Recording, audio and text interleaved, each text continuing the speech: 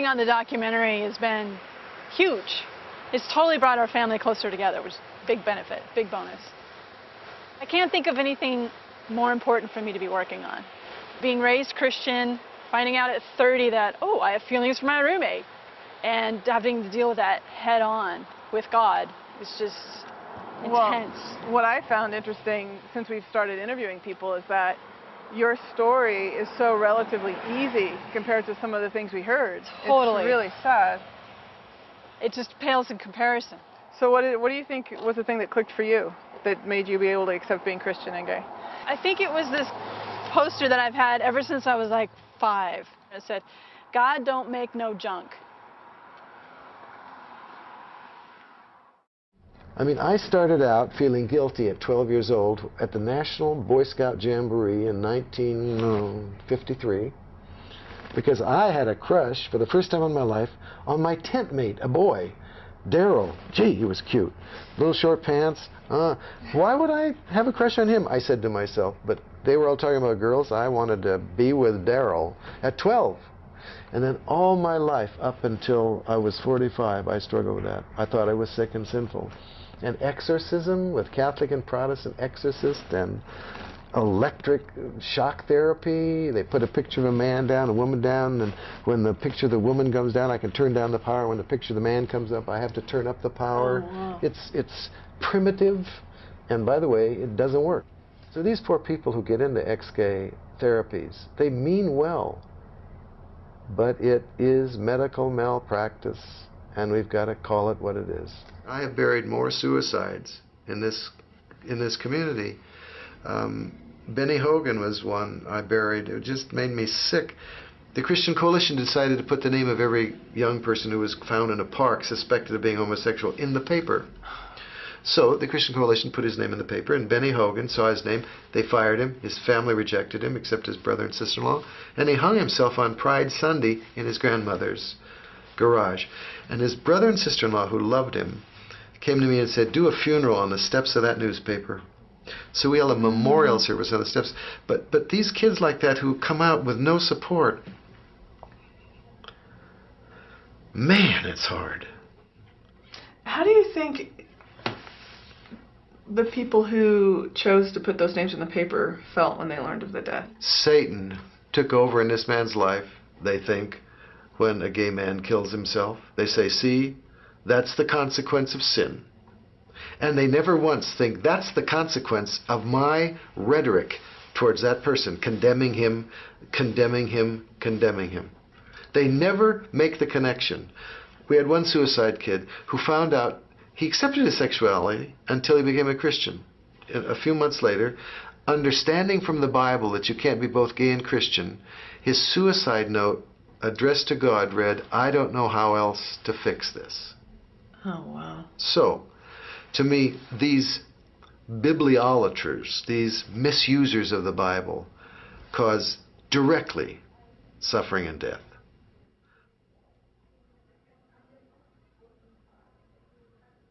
The first relationship that I ever had was when I was 17 years old. I was in a Christian college, and Linda and I had been involved for probably about 3 months, and then her parents pulled her out of school, and I got a call right after Christmas that she had taken an overdose of pills and had committed suicide. My reaction was one of total devastation. I tried to commit suicide myself, and luckily did not succeed. But tell me a little bit about what your books are about. The book actually deals with a lot of different issues, you know, not just that I was gay and woke up straight one day, but, you know, the whole process of how I was healed, which for me involved a lot of prayer healing and I'll use this term, the deliverance, all of that, but it didn't really take. But what happened was that in the process of becoming straight or whatever I was, I just shut down inside, and so I had no feelings or attractions to women, and that's why, you know, when I would be interviewed someplace and they'd say, you know, you're not attracted to women anymore. No, you know, I'm not attracted to women. I'm not attracted to men. I'm not attracted to myself. You know, I'm just a non-sexual person, which I equated with being then straight. I was too busy to feel, you know, and all of that, you know, fast forward, changed for me in 1991. After about 15 years of being involved with Exodus and speaking at the conferences and traveling and speaking on their behalf, I was speaking at a women's conference on a weekend, and this woman walked in and sat down in the first row, and you know, it was just kind of like all the feelings that I had tried to suppress for all of those years just rose to the surface.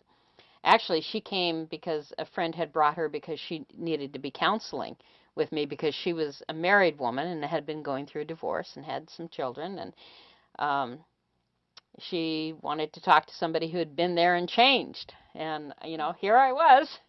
So we began counseling, and that lasted for about a month. And then we got involved with one another, and I spent 12 and a half years with her. So. Well, I had fleeting thoughts in high school that, oh, maybe I'm gay, but I just denied. I mean, I just totally, that was too freaky for me to acknowledge. And I had grown up in a fundamentalist Christian church where gay people were, you know, the evil people out there with the agenda. So to come to a place of recognizing that I had homosexual feelings was pretty scary for me. I mean, it just really shattered my world in a lot of ways because I had done everything so perfectly. And I started seeing a counselor at the Bible college and was pretty angry at God because I felt betrayed by him. I spent all this time trying to serve him and do the right Christian thing, and I felt betrayed by him for having these homosexual feelings. Our theme this month is connection, and my topic today is the same thing connects us all. I grew up very fundamentalist, Pentecostal and Church of God in Christ in Los Angeles. And it's they're also known as the holiness, the holy rollers, the very hell and brimstone kind of people. And I heard from the pulpit continuously that homosexuality was an abomination. And it was really, really tough. At the time, not only was I hearing this from the pulpit, but legally speaking, all the sodomy laws were still in full force. And the American Psychiatric Association had not yet changed its mind. So homosexuality was this perversion, and you were a psychopath. So you're a sinner, a criminal, and a psychopath. I didn't feel like all of those. And it really sent me on this deep search. It's like, talk to me, God. Talk to me.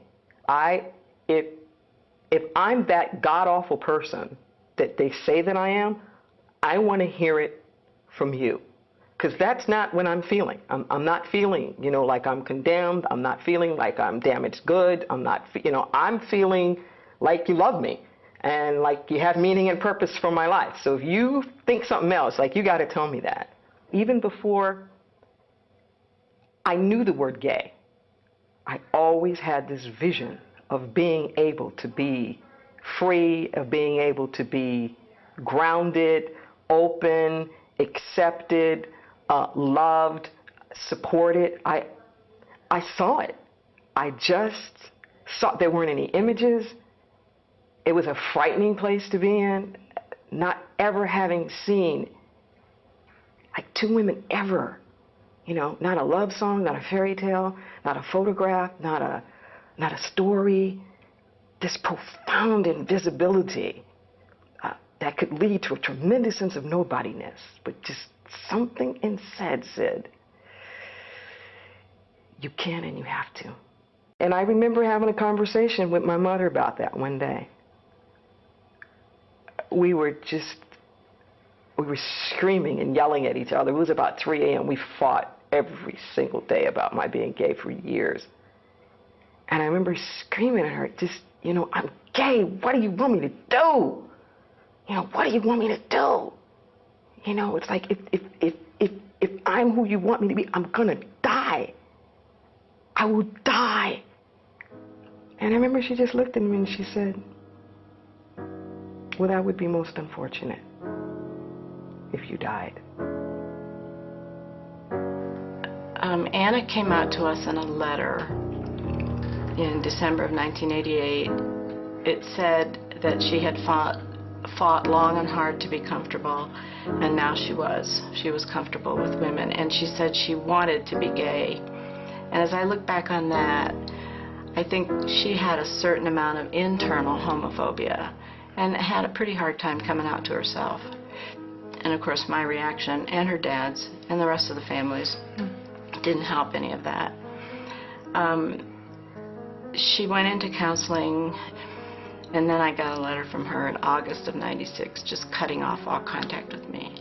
She said that I had done colossal damage to her soul with my shaming words, and that if I tried to call her, she'd hang up on me.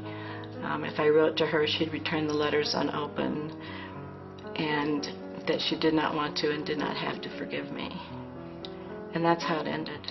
There was no reconciliation. The next phone call I got was saying that she was dead.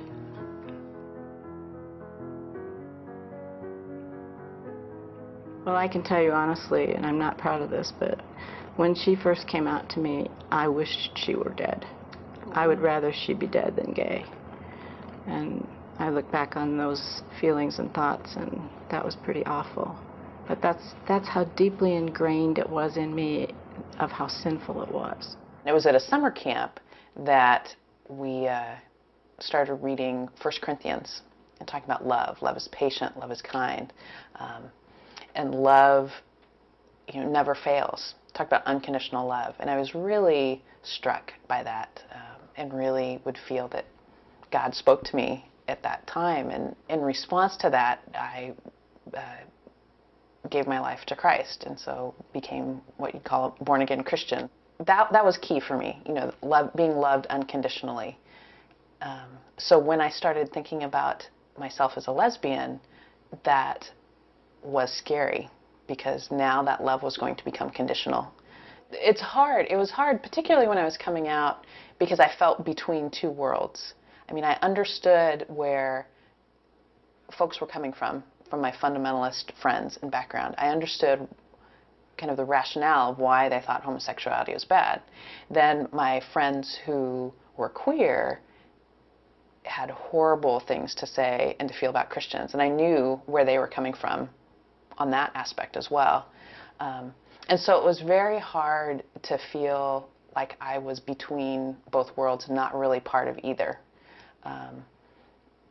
Because I would want to defend somewhat either side,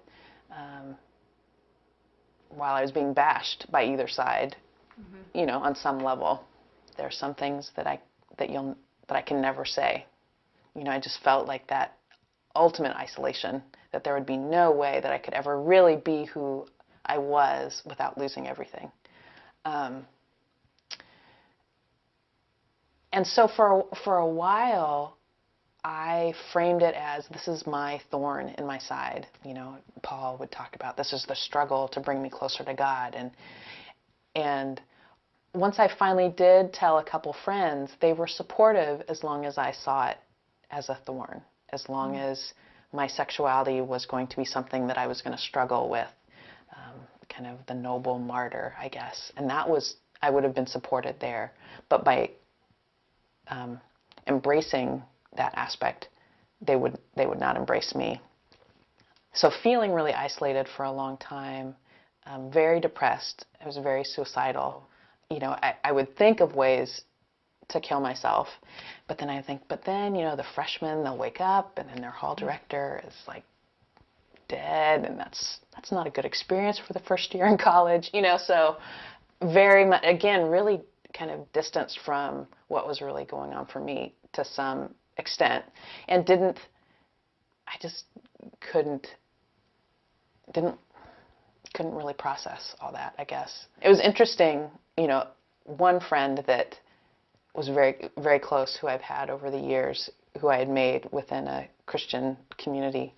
At one point, she said, you know what, I would rather have you be alive than dead. So, you know, if you're going to stay alive because you fall in love with a woman and that's going to keep you around, let's go with that. For her, people would come up and say, oh, you're still friends with Laura. How's your walk with God? You know, very much like by association, then she must not be a true Christian or walking with God because she's still connected to me. Because what is righteous in that view is to cut someone off completely. I remember in the 9th grade I was in a group counseling program that had come to my junior high school. And I remember saying that I just wanted to die. And that's the way I used to feel as a kid.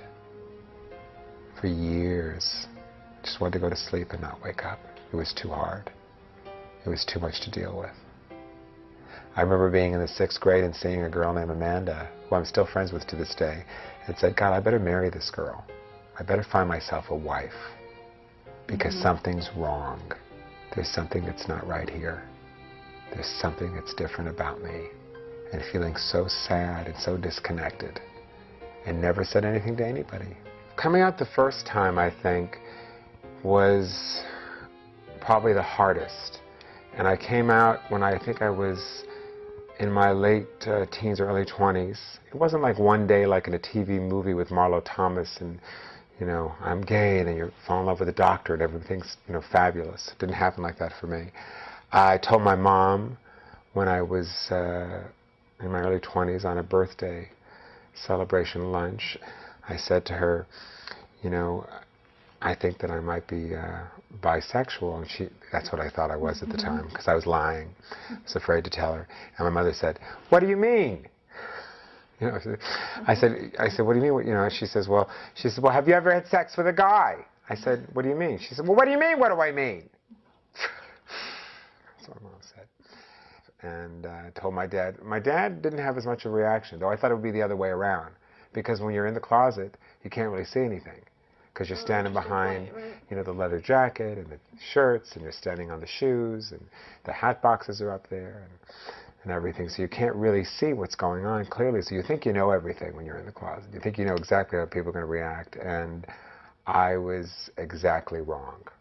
And then in '93, I came out on the Geraldo show.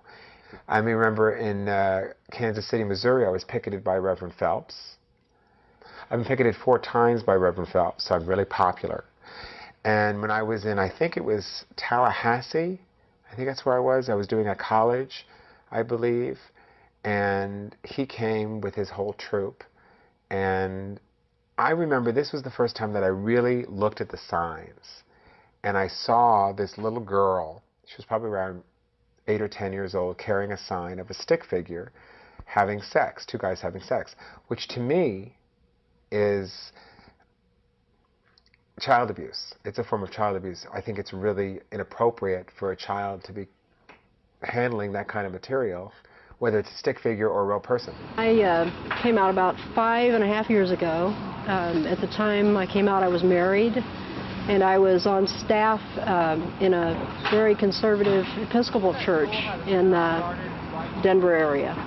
And when I came out, I realized I'd been there my whole life, but I hadn't allowed it to come out. I kept it suppressed down deep inside. And I met Donna at the time, and so I was asked by my church to step down, and what they told me was if I promised to never see Donna again or even be friends with her, I could stay on staff. Otherwise, I needed to leave. And so I resigned at that point in time.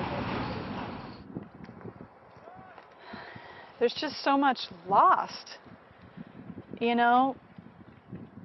There's so much compromised in just to be who you are, just as God wired you to be. And you lose so much. And when people don't have compassion for what other people go through in order to be who they are, they just like become objects. Yeah, when I was still afraid that I was sick or sinful because of my sexual orientation, I started ghostwriting so that my clients wouldn't be hurt and I could work secretly as a ghost. And my first client, in fact, was Jerry Falwell. I liked him immediately. He's one of the right-wing guys who doesn't take himself seriously. We hit it off, and I flew around his plane. He didn't know I was gay. I thought I was a sinner, so I didn't think I was gay. I thought I was just struggling with that. I wasn't practicing anything. I was just longing to love a man and be loved by a man, but I didn't, you know. So when he found out I was gay, the friendship ended. He changed about blacks. He used to have a segregated church. He'll change about gays. One day, I hope. It was very scary to change my beliefs. It would have been a lot easier, a lot safer to stay right where I was. And I mean, we've lost almost all of our friends. My family knows almost nothing, my siblings and my mother. My younger daughter knows. She's very supportive, but doesn't necessarily share the same beliefs, but she understands why we do what we do, and she's supportive of that. But as far as our conservative Christian friends, they just aren't there anymore. I mean, we finally even had to leave a church because they were not open and affirming of gay people. And we finally came to the point, my husband and I, where we could not worship in a church that's not open and affirming. We had to be in a church that welcomes everyone, no matter what. My daughter is up and down. She told me that her problem is she knows she has to honor her mother, and on the other hand, because I say I'm a Christian, she can't have a meal with me or commune with me. And so she's been really torn apart. My son went the other route, which is no contact. So I haven't seen him for about 4 years, and I've talked to him on the phone one time during that time. And my daughter just got a letter from her. I was supposed to go visit her on Mother's Day, and I got a letter that was 6 pages long just Friday. And she said the only way I could come and see her was if I would agree to meet with her and her pastor and her husband so that they could pray me out of the gay lifestyle. So she's still in that place where she believes that she's really scared. She's scared for me and scared for her family. If I end up on her doorstep, somehow something bad is going to happen if she even lets me in her house at this point. There's been a lot of sadness. I mean, I wrote to my daughter after getting that letter, sent her an email and said, you know, I'm still going to love you, but I'm really sad that I won't get to know your children. I mean, I love kids. Through college, I worked at a Christian camp in the Santa Cruz Mountains. Really key to my development as a person, as a woman, as a Christian. And it was hard after coming out to feel like if I knew this part of myself then, I would have never had any of those experiences because I wouldn't have been allowed to be part of that. And many of those friends really turned their backs on me once I did come out. So it was really hard trying to struggle, how do I make sense of who I am now and who I am becoming with who I used to be? You know, that different expression, feeling like I am the same person, but not being perceived. Yeah, definitely. And had, you know, people would talk about me as having a gift of wisdom, and then as soon, you know, having that shift and thinking, what happened there? You know, why is that different now? And for a while, I really put God on the back burner. I mean, I think it was too hard to try and integrate my sexuality and my spirituality because I didn't have any examples of it at the time. There was a time when my brother was a little afraid that I might be a little too overly zealous about it. And then as the years went on, my brother and I have gotten incredibly close, and he's no longer Republican. So that's a good thing. This time he didn't vote for Republicans because he's really getting the message. And he's realizing that family and history and brotherhood is much more important than all the other things. My sister is another story. I remember when my sister moved back to California from Israel, And she called me on the phone, and I was on the exercise bike in my apartment. And I remember, I think I said something to her, "Are you not going to let me see the kids?" And she said, "No, I can't. Ronnie won't let me." That's her husband. "I could meet you in the park." And I thought to myself, I said, I can't do that.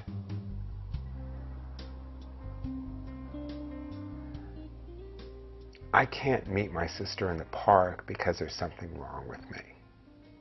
Because I will wear that for the rest of my life if I don't stand up for who I am. And I'm not doing this just for myself. I'm doing it because I have to walk the walk. If I'm going to speak at colleges, if I'm going to be an openly gay person in the media, I have to walk the walk. And I can't just talk about it. And if I did that, and if I took less, and if I lied about who I was, then I wouldn't be able to stand up in front of people, because I'd be a liar.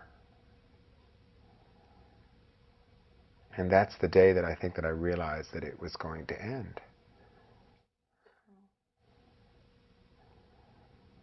I did see her once when I was in the hospital. When my father was in the hospital, he was having an operation. And I went with my stepmom and my dad to the hospital. And this is really personal, but my sister called him in the room while I was there to see if he was, see how he was. And he spoke to each child on the phone, and I could hear their voices for the first time. And I remember that I just choked. I just went into the bathroom and I started to cry. Because all of a sudden they had voices and they were people. Because I could hear the phone. I could hear them through the phone. And I remember thinking, this is going to be hard. This is going to be a hard choice to live with. What do I do? Do I show up at the house and demand to see them? Do I, become Dustin Hoffman in The Graduate? Elaine! What do? I have no rights. I have nothing. Nobody cares in this country whether I get to see my nieces and nephews and have a relationship. There's laws for grandparents, there's laws for parents, but there's no laws for the gay uncle.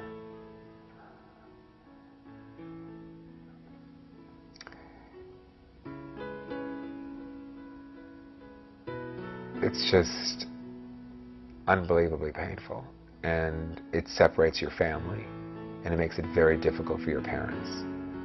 But she doesn't realize that, in a sense. Maybe she does realize that that's wrong. She just doesn't care because her religion is more important to her than the people are. Mm-hmm. But I think one day she will regret it. I know that I do.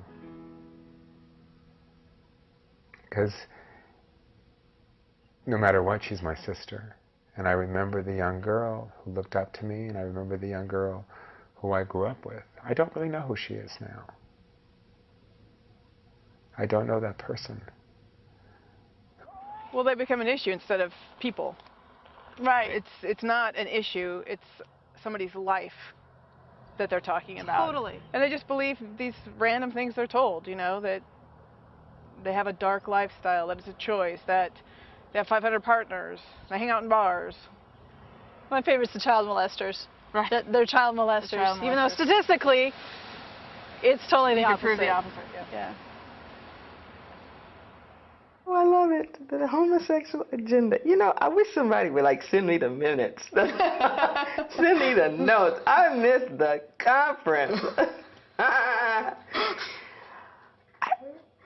There is no homosexual agenda. It kind of reminds me of the question being posed to Malcolm X. Well, what exactly does the Negro want? A job. He says, I want the same thing you want. I want a job. I want education for my kids. I want a good home. We want the exact same things. And I guess what's frustrating to me is when we say we want it, it becomes a special right. But if we were not gay, we'd have all of them anyway. What I want is everything I would have if you thought I was straight. That's my agenda. I don't want more, and I don't want less. But I just want to be able to have the life that I would have had before you started taking things away from me because I was gay. The difference between civil marriage and religious marriage is miles. We don't care if the religious give us ceremonies.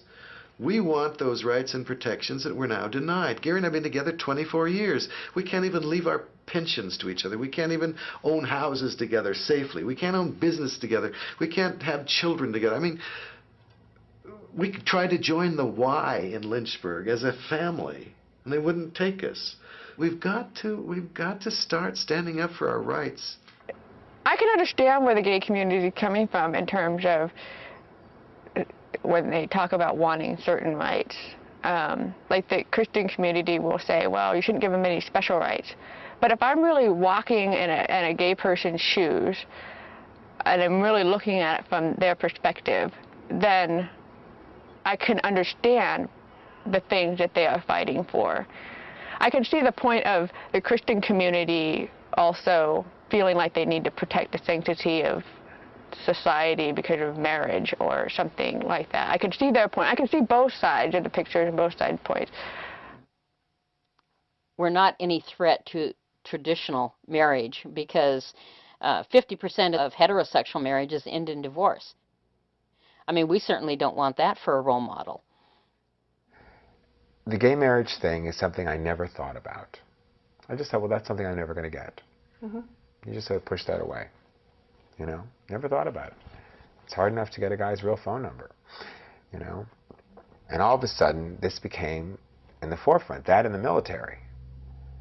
And I thought, well, number one, I never wanted to be in the military because how long can you wear green and feel really good about yourself? But the marriage thing really, really took me for a loop. When you grow up thinking, oh, I'm going to get married, I'm going to meet some great guy, and I'm going to have this wedding, there's a certain amount of self-esteem that's attached to that. And there's a certain amount of, who you are in this society. And if you cannot do that, if there are pieces cut out of you, you're this person walking around with pieces that are cut out. I have 4 kids, and I am absolutely convinced that Jake just happens to be gay. It's not a choice he made. And I'm looking forward to the wedding day for all 4 of my kids. I'm going to celebrate, but he gets married too. He's going to have equality. Gay people are married. Now, the issue is, are religious institutions and governmental institutions going to recognize these marriages as marriages under the traditional definition? The way that it's being treated now as a religious issue within our political arena, I think is unjust and unfair. To interfere with the government's issuing of licenses, I think is overstep separation of church and state. I believe that the relationship that I have with my partner, with my wife, same thing, partner, wife, is so wonderful and so rich and so powerful, and I grow from it every day, that for me not to be able to see her if she's in intensive care or something is absolutely the most ridiculous thought. I can't even imagine that. I really think we put an overemphasis on the sex part of sexuality. Particularly when I counsel women, what I typically will get is, I'm in love. And they actually would like to have that love celebrated. Not even worried about sex, but just even feeling like there's no room in society just to shout out the window, I love this person. I really fell for a friend, and a friend and I kind of were getting together. This was a woman that we had worked together at a Christian camp. And I had started feeling like, well, if I love you, why is this wrong? And that really started kind of the dissonance for me. Like, why is this so bad? If, you know, if I love you, if I respect you. I remember falling in love with boys that I went to school with and having crushes and not being able to do anything about it. You know, not be able to express myself, not be able to go to my first dance, to have my first kiss, to have a first date. I think it's extremely important for people to realize that homosexuality is not a choice. And especially in the conservative Christian community, who in their right mind would choose something that would invite hatred and rejection and misunderstanding and murder and death? Why would I choose to be gay? What would be the selling point? How could I possibly convince somebody to be gay? What would I say? We have no rights and everyone hates us. Please come along, join us. Live in my personal hell with Madonna. You know, I mean, I don't know. My experience, the way it happened to me, I never knew anything else. I always liked boys. I think the only reason why it would matter whether or not it's a choice is not to the people who are gay, but to the people who aren't. That for so many people, their attitude is, if you can prove to me that it is not a choice, if you can prove to me that this is somehow innate, well, then maybe I will consider treating you well, respecting your families, you know, looking after you and your rights. But if you cannot prove that to me, well, you made your bed, you lie in it. So equality becomes based upon the answer to a question to whether there's really not an answer. I'm still kind of not clear in the depths of my being as to whether or not I was born gay or whether or not it was the environmental experiences that happened with the sexual abuse that caused my leanings to be more toward women. But what I have come to understand about myself is that it really doesn't make any difference. God could have changed it, you know, if He wanted it different, but He didn't want it any different. My desire is for women, or a woman, a particular woman now, and that's just the way I am, you know, and I'm at peace with that. There really isn't enough solid scientific evidence to say one way or another if there's a gay gene. And ultimately, it wouldn't matter to me if there was a biological basis. To me, it doesn't really matter why I have same-sex attraction. The fact is that it is, and it exists. There may be other things I need to take into consideration, and that, for me, would be Scripture, which I do see as the Word of God, which I do see as truth. What I believe is that in nature, there's a natural variety. That every place that we turn, there's always those little exceptions. Most of the world's right-handed, but you have people who are left-handed. There's always just like slight variations that are there. And I don't believe that if there's any way, shape, and form that there are people who are naturally gay or like naturally not heterosexual, I don't believe that there is a God that has condemned them to loneliness, that there is a God that has condemned them to isolationism. I don't believe that. Now, it's been 12 years since I've been out of Exodus ministry, but I don't know anybody that was involved in my ministry that is still going strong as a heterosexual. And I think what happens is that you can want to please and to be accepted by God so much that you choose not to act out behaviorally. But then that gets confused with, are you really healed, you know, or are you just so dead inside that it takes, you know, an act of God really to ignite your soul, to make you realize, you know, that He created us to be warm, loving human beings. I don't know that being gay is something that somebody would be healed from. I think that we're all created as we are, and there's a lot in us that needs healing, a lot that's broken that can be healed, but I don't think homosexuality is one of those things that should be labeled as being healed. To me, that's like saying, well, it's okay to be an artist, you know, don't paint. Or great to be a musician, just stay away from music. That the whole implication of that, you know, it kind of reminds me of coming out of the closet. It really isn't that people have to announce or come out of the closet. What people do is lie that keeps them in the closet. If people didn't lie, nobody would have to come out. And when I do exercises sometimes with my diversity trainers and put people in the closet essentially, you know, when I ask them just simple questions like, you know, are you married? Does anybody know you're married? Does your boss know you're married? Do your kids know you're married? Does your family know? You know, they laugh because they think that's bizarre. You know, what are you talking about? And then when I asked them, I said, if you really thought that your job depended on nobody knowing you were married, had ever been married, ever around any kind of married people, doing what married people do, like how long do you think you could pull that off and what would you have to do? And it's always interesting. I say, could you do it for 6 months? A year? Nobody can do it. And it's interesting to me that the closet is always put forth as an answer by people who couldn't be in one themselves. Well, I think there's a big difference between orientation and sexuality. Number one, orientation is who you are. I'm a gay man. Emotionally, spiritually, I'm a gay man. I've had relationships with women. I've had a bisexual life. But I don't choose to have that. That's a choice. I don't choose to be involved with women anymore. I'm too old to mess up some woman's life. I mean, I think gay men that do that, I think it's cruel. When you really know you're gay and to marry someone, have children just so you can fit into some sort of idea of what other people want you to be. I think if anybody's living a lie, it's always going to impact your family, regardless of what the lie is.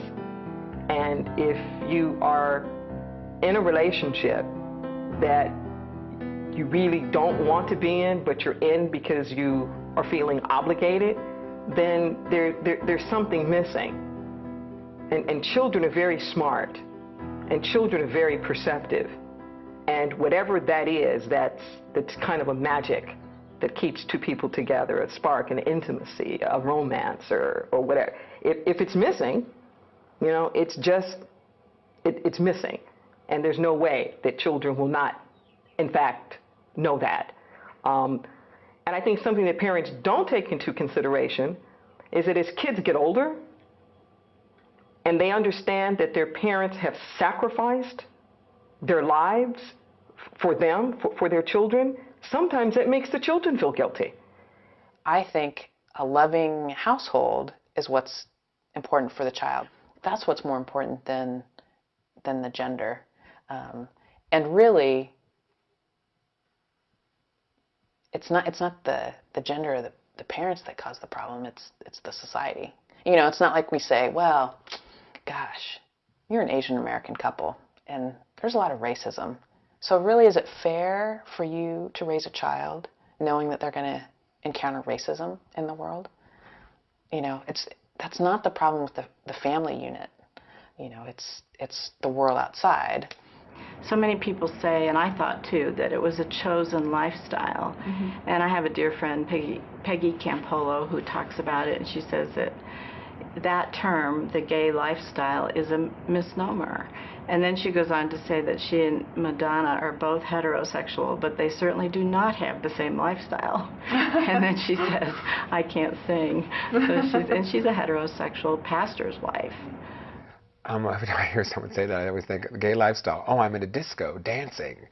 I mean, they have life, we have a lifestyle. Sounds better. You know, we are more interesting. I don't know. I have no idea. You know, I wish I had a lifestyle. Wouldn't it be bad, you know, if someone's homosexual? Not because they're bad, but they just have such a horrible life, you know, because they're going to turn to drugs or kill themselves or what have you. It's kind of like the old movies. Well, you could never have a happy homosexual. Always had to kill themselves by the end of the film or the end of the book. I always got the message that it was never going to be okay and you couldn't do it, but it was never directly said. And so it was much more internalized on my part, you know, which is almost worse, you know, because I was the one who was saying that I'm not going to be happy. I'm not going to be able to function. I'm not going to be able to have children or what have you. I was the one giving those messages to myself and also feeling like that's what God would think. I want to try to live my life according to the Word of God. And, you know, so I'm living a Christian lifestyle. So what did you think about when Reverend Deborah brought up the kids? I thought it was great. because it's true. I didn't grow up feeling guilty because my dad didn't reveal his feelings to me until I was in my 30s, but I still grew up feeling like there was something wrong. He did what he was supposed to do. He got married, he had me, he lived the heterosexual lifestyle, but it was a lie. And I felt that growing up, and I took it on, so I felt like there was something wrong with me. In the churches that I grew up in, non-denominational and mainstream Christian churches, they always welcomed me. But as soon as they found out that I was gay, then I turned into like this project. Because in the same breath, they would equate homosexuality with drug addiction, alcoholism, gambling. It's the complete opposite. It doesn't make any sense. It all goes back to the Bible. The people who believe that the Bible says that homosexuality is evil really believe it, and they can build a case by misusing 6 Bible verses. Leviticus, Romans, these verses are tragically misused, and they're taken literally rather than understood by their historical or linguistic context, and they're just used to support these ancient prejudices. I think individuals that use the Bible in that way are misguided. And I think they're being quite frank, naive in their approach and their use of Scripture in that manner. What I did personally is I just began to actually go back to the Scriptures. And I had a friend that had just graduated from Fuller and knew the Greek and the Hebrew, and we sat down and we went through all the Scriptures that addressed effeminate and homosexuality and all of those issues. And I began to see that what I had been doing for so many years was parroting all of the things that we had been taught as we met together as a group of Exodus ministries. You know, everybody teaches the same thing, pretty much. Romans chapter 1, you know, says that, you know, it's homosexuality, which I've since found out, you know, that term is not even in the original Greek. I think introducing the word homosexual to the Bible was a travesty. And I think it has pure, like, doctrinal motivations. I find it absolutely unnecessary to do things like that to the Bible. Because that idea of homosexual, it's not in the Bible. So it's an overlay. It's like a modern day overlay, so it's being inserted in, you know, injected in there. And I find only in ways that are self-serving. I don't really have much problems with people having their own interpretations, but I think it's dangerous to go back and change the text, to actually change the text into our language or our constructs today.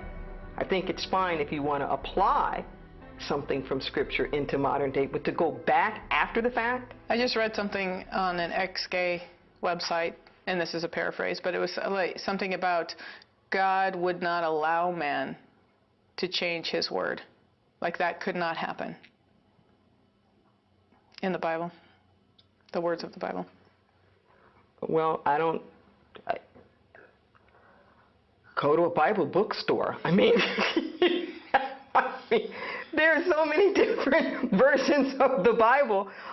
I mean, it's incredible. If you were to even just do the evolution of the Bible from Hebrew to Greek to Latin to English, and then all the different English versions and whatnot, Old English, Modern English. I mean, people are constantly changing it. My favorite Bible is the Hebrew-Greek interlinear Bible. It's Hebrew, Greek, and English.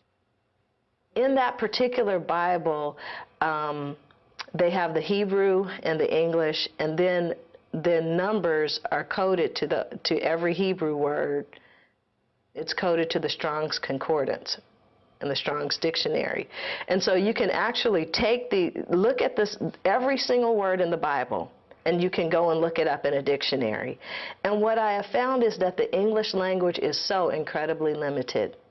There's a verse in 2 Timothy that talks about all Scripture is inspired by God, and it's useful for teaching, rebuking, training in righteousness. I think that inspired by God does not mean literal.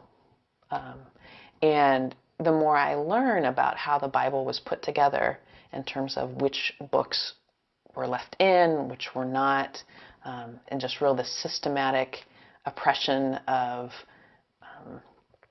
alternative understandings of Jesus and alternative sayings of Jesus, really makes me skeptical about the Bible itself. You know, it is a cultural document that was put together by lots of different folks for lots of different reasons. It doesn't mean that it doesn't have value, but how people interpret it and use it is often more about them than it is about God.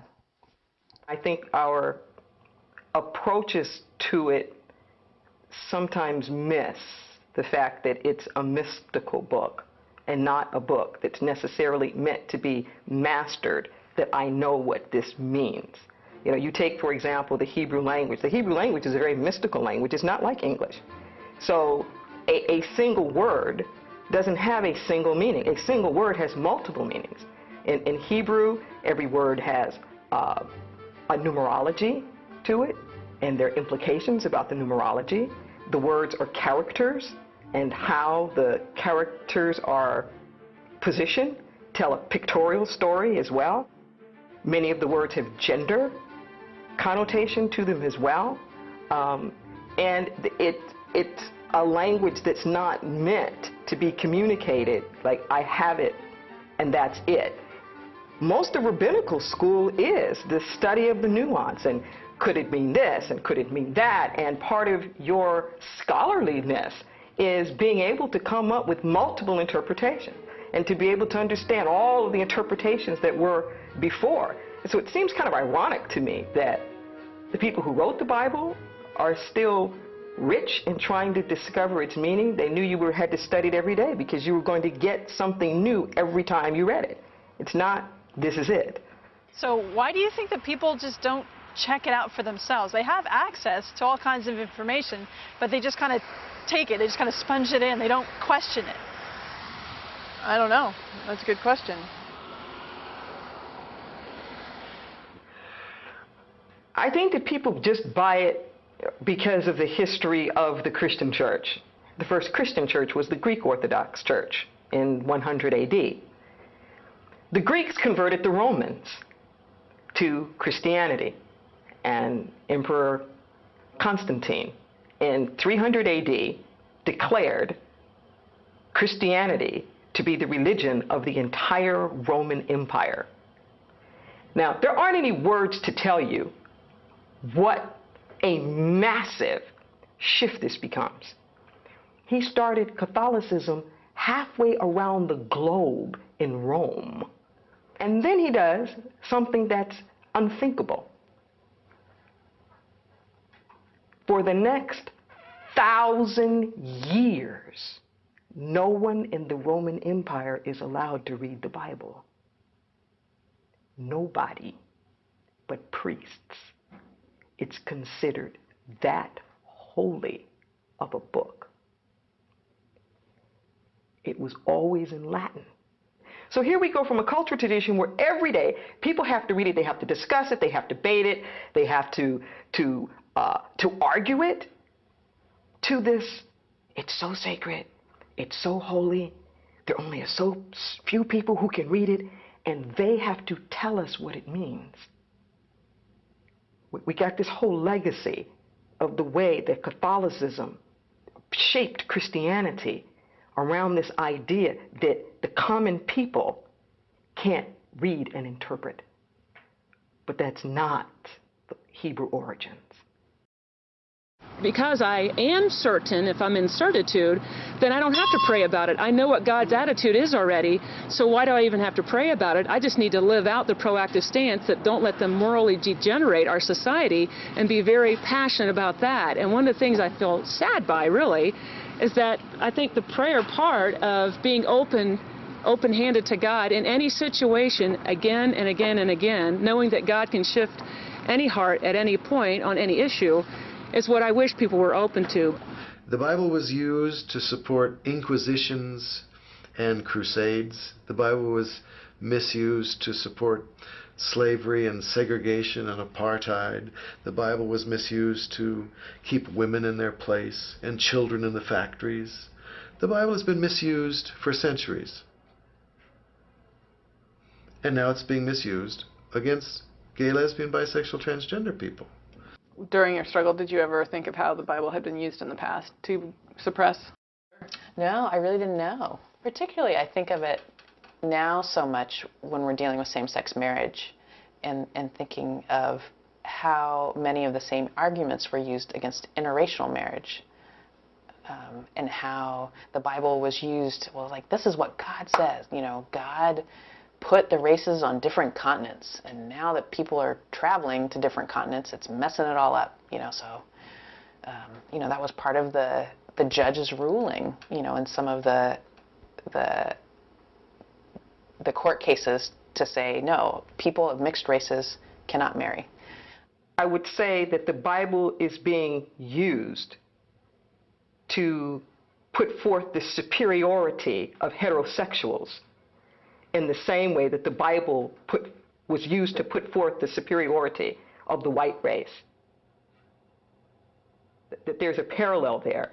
It's not just about the put down, but it's being used to promote the superiority of heterosexuals.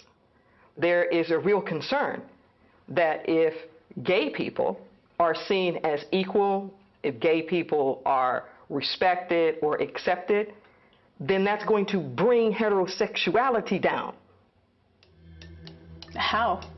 Well, if I'm the favored and I'm the norm and God has ordained me and my relationship and my way of being, and you also share in that, then what does that say about the fact that I'm supposed to have the exclusive right to it?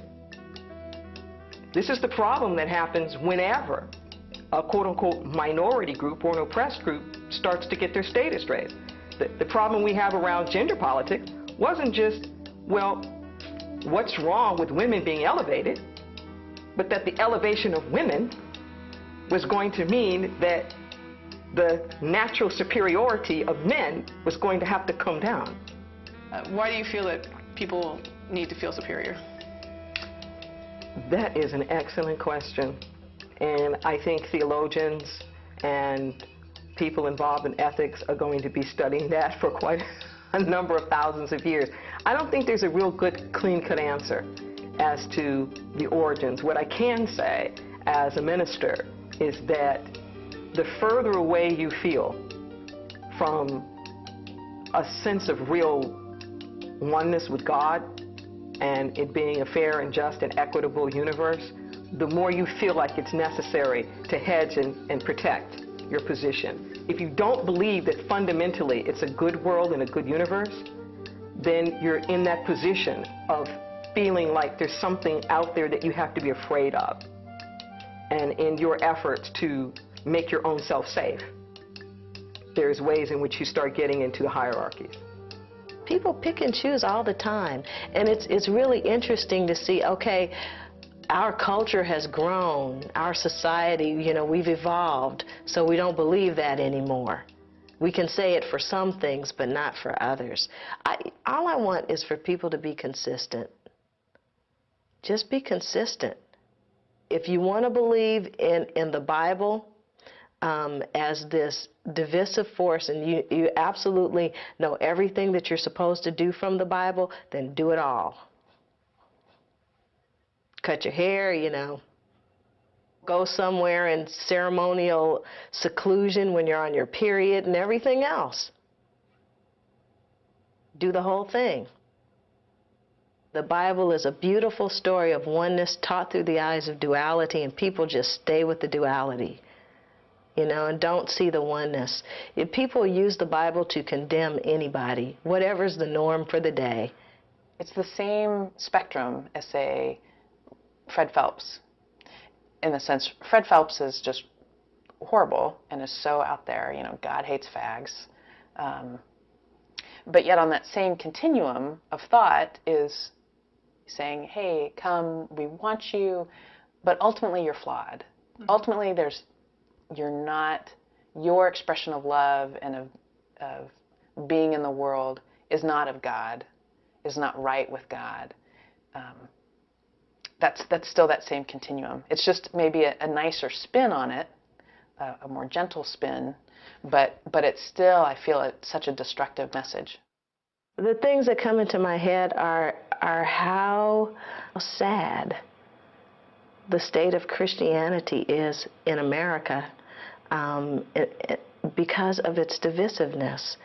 What I learned about Christianity and what I learned from Jesus the Christ is love unconditionally. What I learned from Jesus the Christ is oneness. In John 17, when Jesus is about to be crucified, he prayed for the disciples and prayed for all the people who came after him that we would all be one, even as he and the Father are one. And now, man, Christianity has become a religion and not a relationship. I really understand the fear.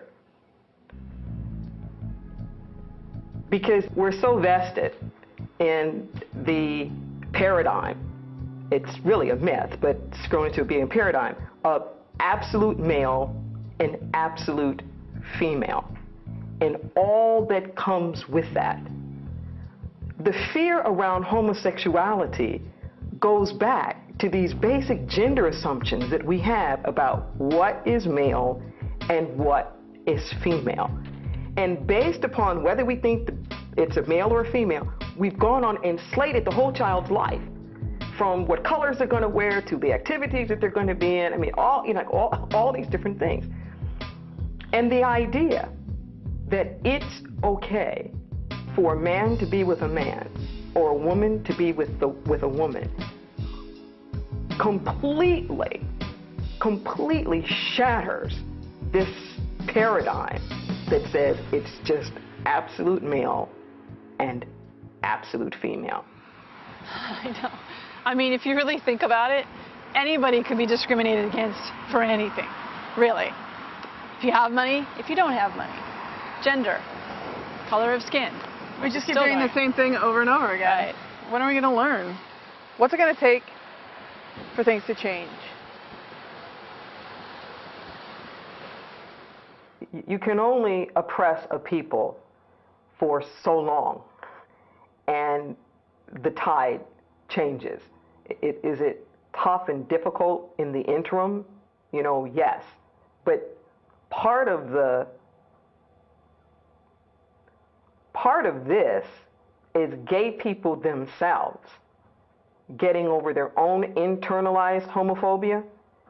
If every gay person in the world just stood up one day and said to everybody around them, hey, I'm gay, a lot of this stuff would be over. Polls have shown time and time again that those individuals who report being most likely to vote in favor of some anti-gay legislation always say they don't know a gay person. Everyone knows someone that's gay. Walk out of your house, go have your hair done, go to the cleaners, go to the theater, go to the police. There's always someone there that's gay. I think it's really important to be out and for people to know that gay people come in all different shapes and sizes. And I think it's important to see people's different experiences and share your hope and your sadness and your success with other people. And let them know that they're not alone. That's the most important thing for me. I mean, I used to bring my grandmother, a 90-something-year-old woman, to parties and everywhere. I brought her everywhere. My grandmother would say things like, everyone here is either black or gay. And then she'd sit down and, and she'd realize after a while that they weren't the black people, they were the people. Mm-hmm. And she changed. You can teach an old dog new tricks. Part of the danger that I find is when we get into any sort of theological practices that inherently promote separation. The way to healing is to move beyond that separation, to move to that place of oneness, that reconciliation. Oneness with God, oneness with other people, oneness with your own sexuality. And I think if we can get there where we feel God as a creator, not a judge. I was never told homosexuality is an option. I was told homosexuality was a sin. So they're not accepting homosexual orientation, they're accepting sin. So they perceive it as I would have to be giving my life over to sin, rather than I would have to be accepting the gift from God and living it. I don't argue these points, and I have a doctorate in religion. Why? Because they're not listening. They don't care about the evidence. They're blindly loyal to a fundamentalist creed, and they'd rather judge their children than to look more closely at those texts. In the name of family? My advice to other parents is to love your child unconditionally no matter what, no matter who they are, what they do. One of the things that happened with Anna was that after all of this transpired, my love for her became conditional. Anna tried very hard to help me understand. She gave me a book called Now That You Know, and asked me to read it, and she wrote in the front of it and said that she really gave me a lot of freedom. She said, I don't expect you to agree with this or even change your beliefs, but maybe if you'd read it, we could talk about it. Well, I did read it. It was horrible for me to read it, but I did read it. But I never initiated any conversation with her about it. We never talked about it. I was so closed. I had not one crack in my soul of openness, of even talking about it with her. And I think it was because I wasn't ready to know anything different. I was, you know the phrase, my mind's made up, don't convince me with facts. And that's exactly where I was. I really have to give it to my mom. She's a fundamentalist, evangelical, and I know she has really, really struggled. She's president of the Women's Christian Council most of my lifetime. But my mother is really a Christian. And it's interesting to see how her Christianity was part of what was making it difficult for her to be able to embrace me. But it is her Christianity that's also opened her heart to be able to embrace me. She's not going to be one to try to hurt or harm people psychologically, physically, or in any other kind of way, because she does believe that God loves everybody and that God has given her a mandate to love everybody. You know, when I first came out, Mom was definitely worried that I was going to be hurt. You know, she wants things to be easy. She has really come a long way. And I know also for her that she really feels like I'm still alive because of Rachel, because of my partner, that I would not have made it if I had to go through this all alone. So she's very appreciative of Rachel in that way. All parents need to do what my parents did. If their son or daughter comes to them and says, I'm gay or lesbian, they need to spend that time educating themselves, looking at this issue, not relying on what they've heard in the past, because so often they're prejudicial views. You have to learn about this issue, because when you do, you're going to come to that place of love and acceptance, and you're going to come to that place of understanding. But if you don't allow yourself that opportunity, you won't. And I don't get the parents that don't afford themselves and their families that opportunity. You need to do right by your children. You need to, for their sake and for your sake and for the sake of your family, spend that time educating yourself. I realized that I had been taught a lot of ugly, nasty, dirty things about what gay people were in the world that just wasn't true. My dad did a 180. He was very, very anti. And he was ready to go the medical route to try to like cure me, you know, fix me. But much to his credit, I can say he's a real scholar, and he studied, and he studied, and he learned, and actually apologized to me, and said he realized that it's just the way that I am, and that he was really sorry. And so his position is that it has meaning, that it has purpose, that all of this is a part of my own unique ministry, that I'll be able to reach people because I'm all of these complex things that other people won't be able to reach, and to go for it. We are so lucky to have this guy as our son. He has taught us so many things. He's taught us about courage.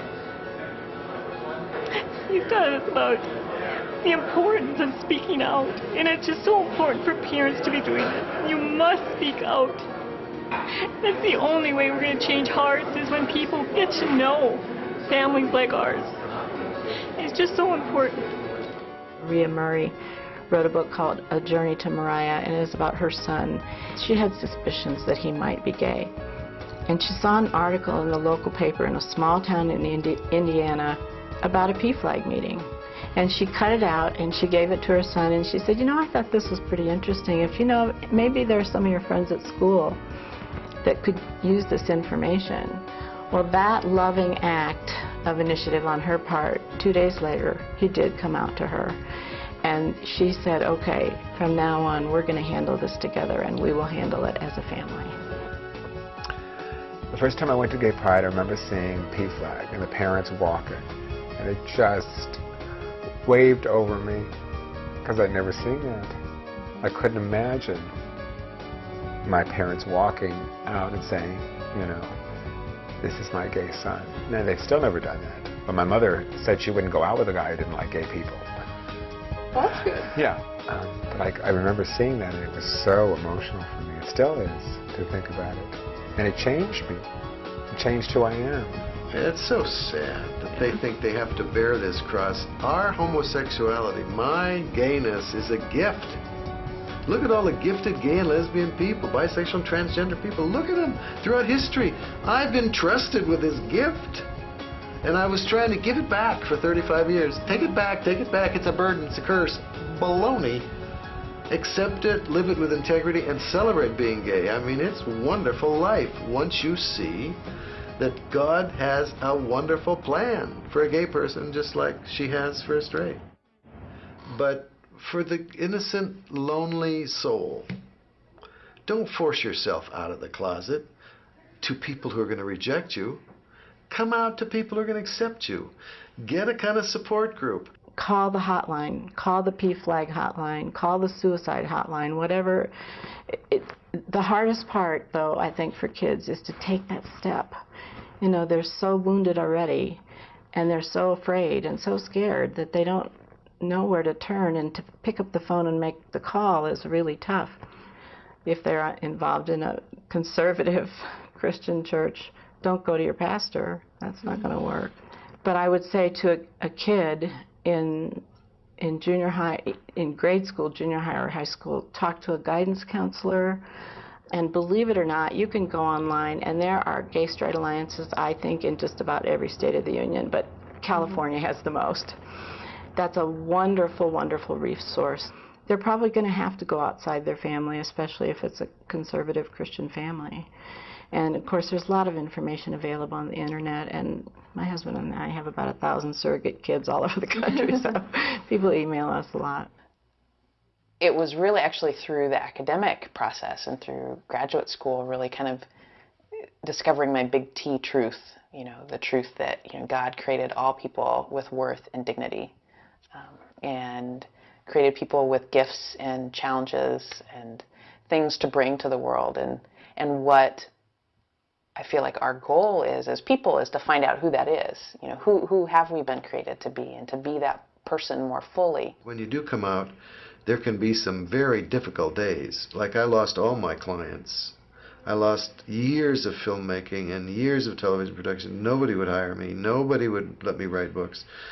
My books and films came off the shelves of the churches. It was a difficult time, but I wouldn't change that time for anything, which is your point, that you come out and you're on your way to finding out who you are. Right. And in finding out who you are, you become the more creative artist or the more creative painter or the more creative liver. And so, no, please come out wherever you are. I definitely lost some friends and family, but I gained so much more. You know, I would, you know, if someone said, well, could you switch it? I wouldn't want to, because that's like saying, be someone else.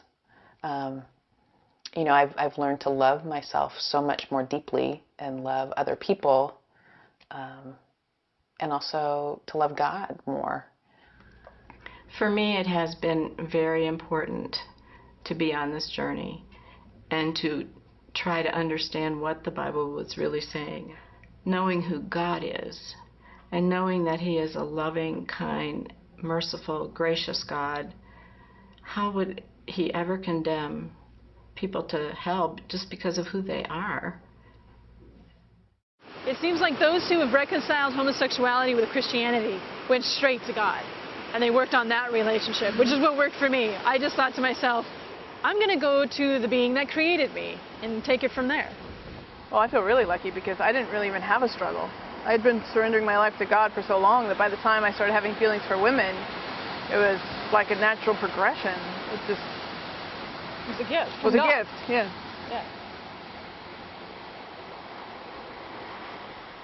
And I love the Bible. I study all the time. I'm going to seminary right now. It's as a hobby because I love studying the Word so much. And I just could not reconcile the Word with my homosexuality. There are many things that we can reconcile, and we'll never reconcile outside of a direct relationship with God. You can't find God in a book. That has to be a real heartfelt space. And if we all are prayerful enough, then something happens in our heart where we're much more compassionate and we're able to see things that we couldn't see before. And everything doesn't become so absolute, cut, and dry. I spent a lot of time asking God when I was in the process of trying to figure all this out if I was on the right track. You know, are you sure this is what you want me to believe? Are you sure you want me to change my beliefs? And I had a lot of times like that where and it was so interesting because every time I asked that question, something would happen that would affirm that I was on the right track and that this was what God wanted me to believe. Now, as I said earlier, I can't prescribe anybody else's journey. And I think there are kind of two camps. You either take the Bible literally, word for word, or you take it as a whole, considering the context and culture of the day. The fundamentalists tend to take it literally most of the time. Those of us that have become a little more enlightened, I hope, don't do that. Believe me, I know all about the fear-based God and the angry, judgmental God. I grew up with that.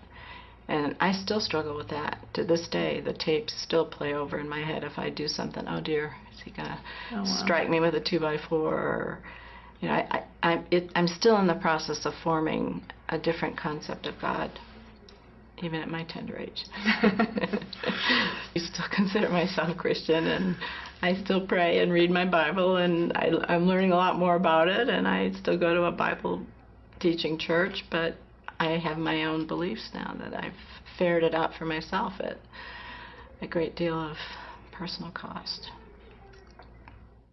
I think just as God wouldn't want to be put in a box, I don't think God wants to see His creation put in such boxes either. You know, there's much more diversity.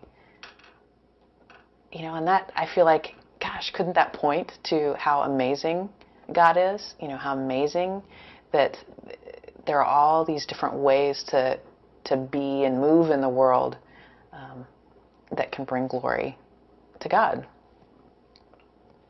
I do think there's a higher power, yes. And I pray a lot. I don't go to temple and I don't go to, church, and I don't do that. I don't believe in organized religion. I think because of what happened with me and my sister, I think it sort of left a bad taste in my mouth, and I have a hard time with that. So I feel connected to a higher power. Talk to God. Don't talk about God. Don't just talk to other people about God. Talk to God. Say to God, what do you want me to be? What do you want me to do? Who have you made me to be? The only thing I haven't done out of all the things I've tried to do to be cured, to get rid of it, or pray my way out of it, or get healing from other people, the only thing I haven't done is to turn and face God and say, this is who I think I am, and I'm inviting you into it, and if you want it gone, you need to do something other than what I've tried to ask you to do, and I'm turning it over to you, and I'm going to live this way until you teach me differently. I was a little bit afraid saying that, because I thought, well, if everything I've been taught is true, something dramatic's going to happen here. And if everything I've been taught is not true, then what's going to happen is this is going to be the most freeing thing I've ever experienced in my life. And hopefully it will take me to deeper places spiritually that I've never experienced before, too. I believe the only way to God is to God, period. And I want people to connect with God. I want people to connect with that divine essence that is so beautiful and so rich and so all-pervasive that you can't miss it. And I don't care how you do it. Jesus is my teacher. I have no problems with Jesus whatsoever. Just get to God. Get to God. Get to God. Get to God.